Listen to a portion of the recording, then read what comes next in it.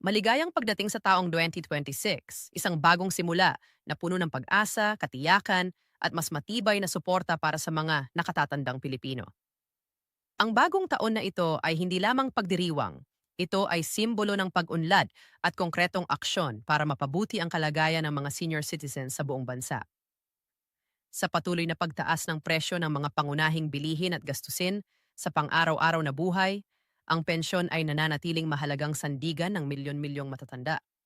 Sa 2026, ipinatutupad ang malalaking pagbabago sa pensyon upang mapalakas ang seguridad sa pananalapi, mapabuti ang sistema ng pamamahagi, at masiguro ang tuloy-tuloy at marangal na suporta para sa mga Filipino seniors. Ang pensyon ay hindi lamang buwanang tulong pinansyal. Ito ang nagbibigay ng kakayahang makabili ng pagkain, gamot, makabayad ng kuryente at tubig, at mamuhay ng may dignidad. Ang mga pension update ngayong 2026 ay idinisenyo upang tumugon sa tunay na pangangailangan ng mga senior citizens na may malinaw na layuning pangalagaan ang kanilang kapakanan at kinabukasan. Isang magandang simula para sa mga senior sa 2026. Idineklara ang 2026 bilang isang taon ng mas pinatibay na proteksyon, panlipunan para sa mga nakatatanda.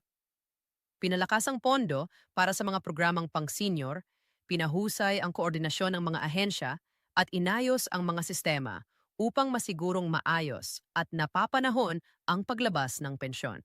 Layunin ng mga hakbang na ito na ayusin ang mga problemang naranasan noon at magtatag ng mas maaasahan at malinaw na sistema.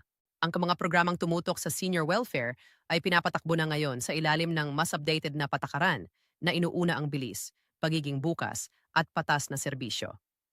Ang sentro ng mga pagbabagong ito ay ang kapakanan ng bawat kwalipikadong senior saan man sila naroroon. Pinahusay na buwan ng suporta sa pensyon, isa sa pinakamahalagang pagbabago ngayong 2026 ay ang pagpapalakas ng buwanang pension support para sa mga senior citizens. Inangkop ang pensyon upang mas tumugma sa kasalukuyang kalagayan ng ekonomiya at sa pagtaas ng gastusin sa pamumuhay. Ang layunin ay magbigay ng mas malaking ginhawa, lalo na sa mga senior na umaasa lamang sa pensyon bilang pangunahing pinagkukunan ng kita. Mas binibigyang prioridad ang mga low-income seniors upang masigurong ang tulong ay nararamdaman at sapat para sa kanilang pang-araw-araw na pangangailangan. Sa ganitong paraan, napapanatili ang katarungan habang pinoprotektahan ang pangmatagalang katatagan ng mga pondo. Mas maayos at napapanahong paglabas ng pensyon. Matagal nang alalahanin ng maraming senior ang pagkaantala sa paglabas ng pensyon. Sa 2026, mas pinalakas ang mga sistema upang masigurong ang pensyon ay naibibigay ayon sa itinakdang schedule. Pinasimple ang mga proseso upang mabawasan ang pagkaantala dulot ng teknikal o administratibong dahilan.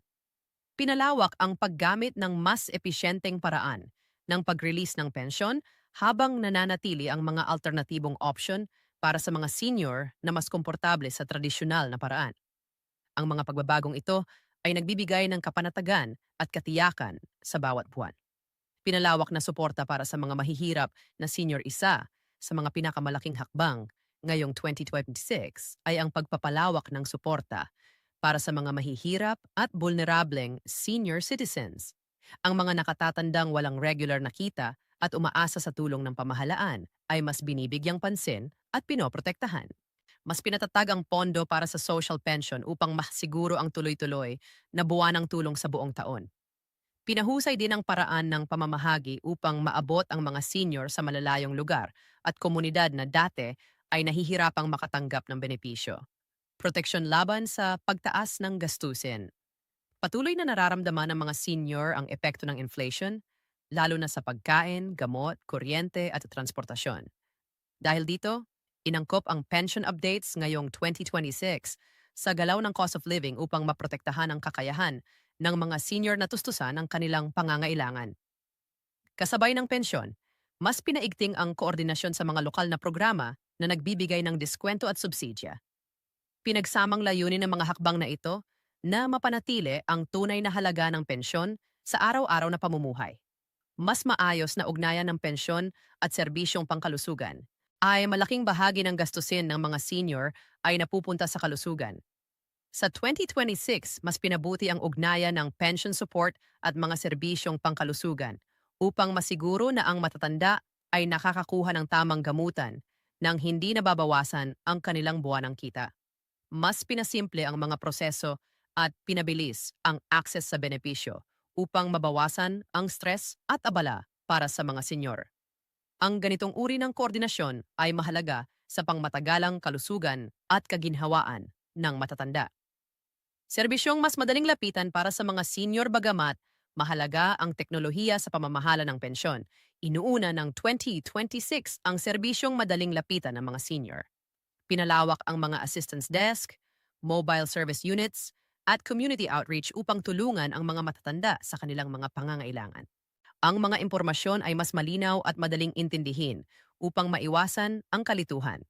Layunin ng mga hakbang na ito na bigyang kapangyarihan ang mga senyor habang iginagalang ang kanilang kakayahan at kaginhawaan. Mas matibay na proteksyon. Laban sa panlilinlang. Sa paglawak ng mga sistema, mas binibigyang pansin ang proteksyon laban sa panlilinlang at pananamantala. Pinahusay ang mga hakbang sa seguridad upang maprotektahan ang pensyon at personal na impormasyon ng mga senior. May mga programang pang-edukasyon upang tulungan ang mga matatanda na makilala ang mga scam at maiwasan ang panlilinlang. Ang mabilis na aksyon sa mga kahina-hinalang sitwasyon ay mahalaga upang mapanatili ang tiwala sa sistema. Espesyal na pag-aalaga para sa pinakamatatandang senior, ang mga senior na may edad 18 pataas ay binibigyan ng espesyal na konsiderasyon ngayong 2026. Mas pinasimple ang mga proseso, mas pinabilis ang serbisyo, at mas pinalawak ang tulong upang matiyak na sila ay napaglilingkuran ng may respeto at malasakit. Ang focus na ito ay pagkilala sa mga hamong kinakaharap ng pinakamatatandang mamamayan at pagpapakita ng tunay na malasakit. Mas malakas na papel ng komunidad malaki ang papel ng mga lokal na komunidad sa tagumpay ng mga programang pangpensyon. Sa 2026, mas pinatibay ang ugnayan ng mga lokal na unit at mga ahensya upang mas mabilis na matugunan ang mga isyu at ma-update ang mga talaan ng mga senior. Ang presensya sa antas ng komunidad ay nakatutulong upang masigurong ang tulong ay napupunta sa tamang tao at sa tamang oras. Isang taon ng seguridad, dignidad at katatagan. Ang mga pension update ngayong 2026 ay hindi lamang pagbabago sa patakaran. Ito ay pagkilala sa ambag ng mga senior citizens sa lipunan at pangakong igalang ang kanilang sakripisyo sa pamamagitan ng maaasahang suporta. Ang matatag na pensyon ay nangangahulugan ng mas kaunting pag-aalala, mas magandang kalidad ng buhay, at mas malayang pamumuhay para sa mga nakatatanda. Pagtanaw sa 2026 nang may kumpiyansa. Habang nagpapatuloy ang taon, patuloy ding susubaybayan at pagbutihin ang mga programa upang masigurong tumutugon ang mga ito sa tunay na pangangailangan ng mga senior.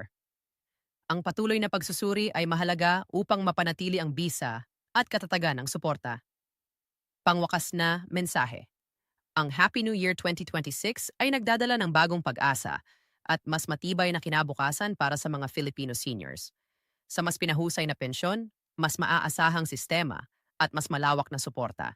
Ang taong ito ay nagsisilbing patunay na ang mga nakatatanda ay patuloy na pinahahalagahan. Sa 2026, ang pangako ay malinaw, seguridad, respeto at kapayapaan ng isip para sa bawat senior citizen sa Pilipinas.